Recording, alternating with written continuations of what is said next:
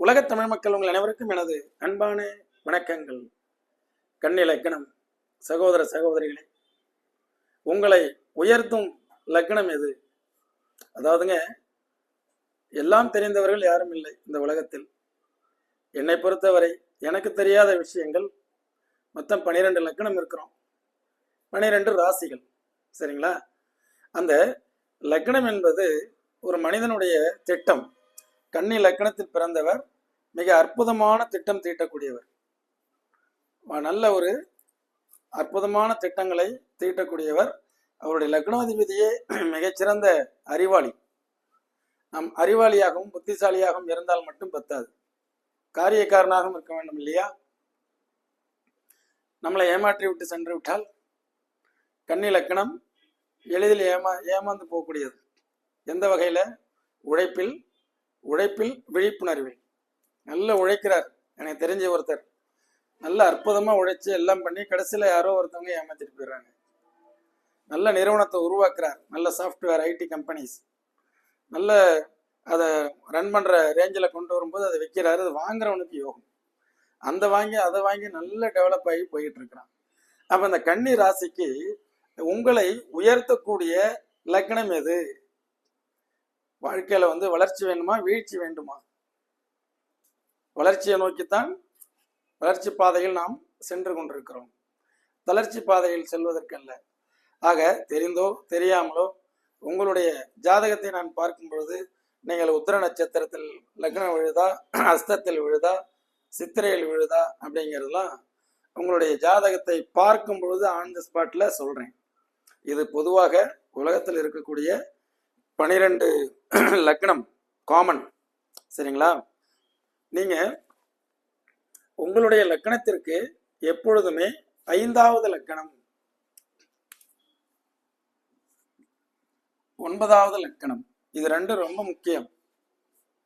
5வது லக்னத்தில் பிறந்த ஒரு பார்ட்னர், லைஃப் பார்ட்னர், குழந்தைகள், அண்ணன் அக்கால், 2 பேருக்கு உண்டான ஒரு பாண்டிங். ஒருத்தருக்கு ஒருத்தர் என்ன ஆகுறீங்க? இவங்களுக்கு இது உங்க 9வது லக்கணம் கன்னி, கன்னிக்கு 5வது லக்கணம் மகரம், 9வது லக்கணம் ரிஷபம். அப்போ கன்னி லக்கணத்தை பிறந்தவர்கள் பாருங்க, மகரம் சார்ந்த லக்கணம் ராசி சார்ந்தவர்கள் இவங்களுக்கு ரொம்ப டீப் அனலிஸ்டா இருப்பாங்க. இவங்களுடைய ஒவ்வொரு செயல்களையும் ப்ரமோட் பண்றவங்க இவங்க தான். இவங்க ஒவ்வொரு செயல்பாடுகளையும் ஊக்கப்படுத்தக்கூடியவர்கள் இந்த மகர லக்கணக்காரர்கள். இந்த மகர லக்கணக்காரர்கள் கன்னி லக்கணக்காரங்களோட ஜாயிண்ட் வெஞ்சரா பணிபுரிந்தால் இவங்கள்ட்ட நிறைய டேலண்ட் இருக்கு. அதை எப்படி வெளிப்படுத்தி கொண்டு போகணும்னு ஸ்கேன் பண்ணக்கூடியவங்க தான் மகரம். மகரத்துக்கிட்ட ஒரு விஷயம் என்ன அப்படின்னா, கிங் மேக்கர். மகரம் இன்டெப்தா ஒரு விஷயத்த அனலைஸ் பண்ணும். இது அறிவுபூர்வமா சிந்திக்கும், பிராக்டிக்கலாகவும் சிந்திக்கக்கூடியதுதான். ஆனா இவர் அளவுக்கு கிரிமினலா ஒரு விஷயத்துக்குள்ளார போறதில்லை. அப்ப நாம நம்மளுடைய லாயர்ஸா இருக்கட்டும், லாயர், நம்மளுடைய மருத்துவர், அஸ்ட்ராலஜர், நல்ல பார்ட்னர்ஸ், நண்பர்கள் யாராக இருந்தாலும் கன்னி லக்கணத்துக்கு அதிபதி புதனுடைய நட்பு கிரகமாகிய சனி. சனி அது கும்பத்தை விட மகர லக்கணக்காரர்களுடைய தொடர்பு உங்களை நல்லா ப்ரமோட் பண்ணி நல்ல விதமா வாழ்க்கையில உங்களுக்கு உபதேசங்கள் செய்து, யாரால் உபதேசம் கிடைக்கும் அப்படின்னு கூட போடலாம். அந்த ராசியில போட்டிருக்கேன். இந்த கன்னி ராசி, கன்னி லக்கணம், கன்னி லக்கணக்காரர்கள் முதல் முறையில் பார்க்கக்கூடிய இந்த நிகழ்ச்சியை பார்க்கக்கூடிய சகோதர சகோதரிகள் சென்மை பிடிஎஃப் அப்படின்னு உங்க லக்கணத்தையும் ராசியும் போட்டு என்னுடைய செல் நம்பர் 9842208655 இதில் நீங்கள் வாட்ஸ்அப்பில் வந்தீங்கன்னா நான் பார்த்த அடுத்த நிமிஷமே ஒரு 80-90 வீடியோஸ் இருக்குது. அந்த பிளேலிஸ்ட்டை அனுப்பி விட்றேன். கன்னி லக்கணத்தை பற்றி ஒரு 45 வீடியோன்னா அதில் கன்னி ராசிக்கும் பாதி இருக்கும், அதெல்லாம் ஒதுக்கிடுங்க. இது லக்கணத்தை வச்சு நம்ம பார்க்கறது. கன்னி லக்கணம் உங்கள் லக்கணத்தை வைத்து தான் உங்களுக்கு யாருனால இன்னும் முன்னேற்றங்களும் அதிர்ஷ்டமும் ஏற்படும் அப்படின்னா ரிஷப லக்னம். ரிஷப லக்னத்திற்கு அதிபதி சுக்கிரன், கன்னியா லக்கணத்திற்கு அதிபதி புதன், 2 பேருக்குள்ளார விஷ்ணு மகாலட்சுமி என்று சொல்வார்களே அது போன்று 2 பேருக்குள்ளார ஒரு நல்ல ஒரு பாண்டிங் இருக்கும்.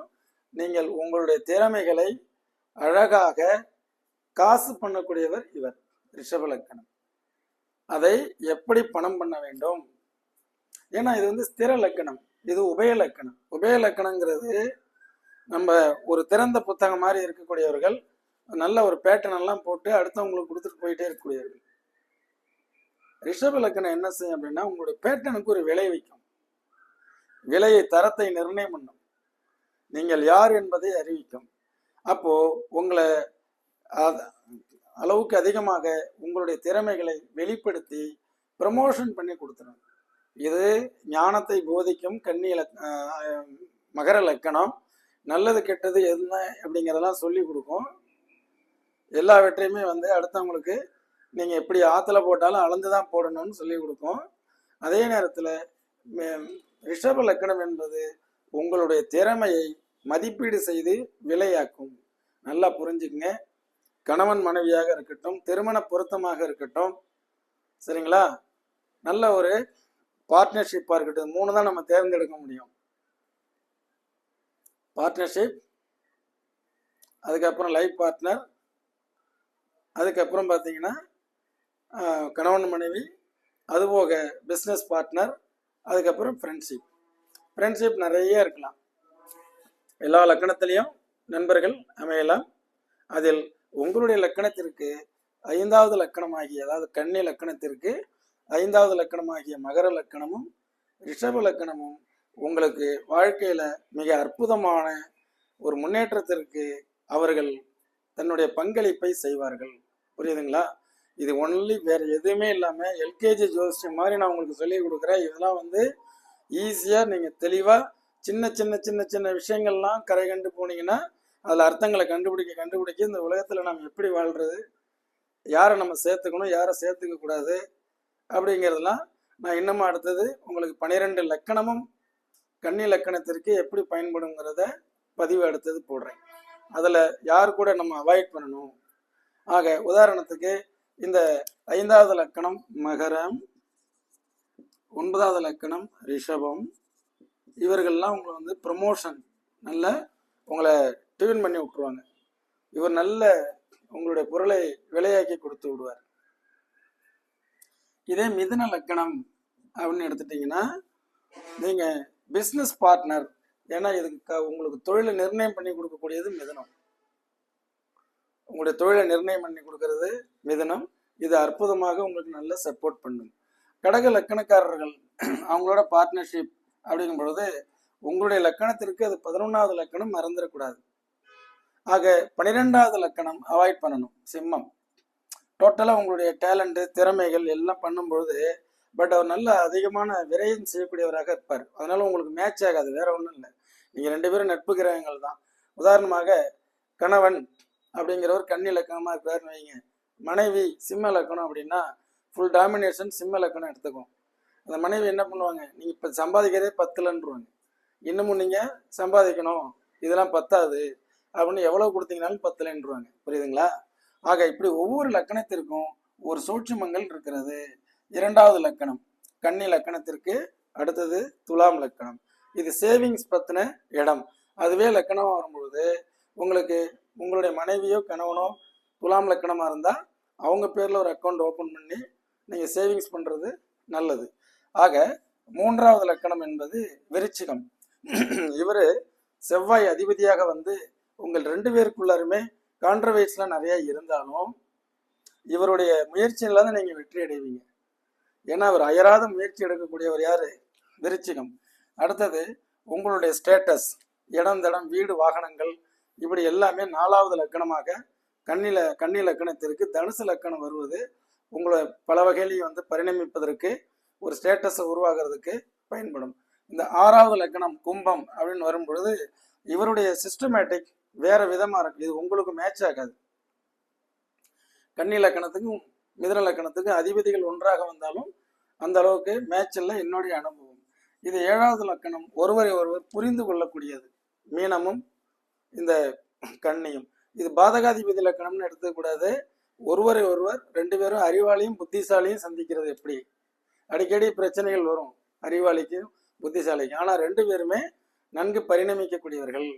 அதே மாதிரி இந்த 8வது லக்கணம் உங்களுக்கு மேட்ச் ஆகாது. மேஷ லக்கணமும் கன்னி லக்கணமும் லைஃப் பார்ட்னர், பிஸ்னஸ் பார்ட்னர், எந்த பார்ட்னராக இருந்தாலும் அது ஒரு காலகட்டங்களில் எல்லாமே அந்த டிஸ்போஸ் ஆகிடும்.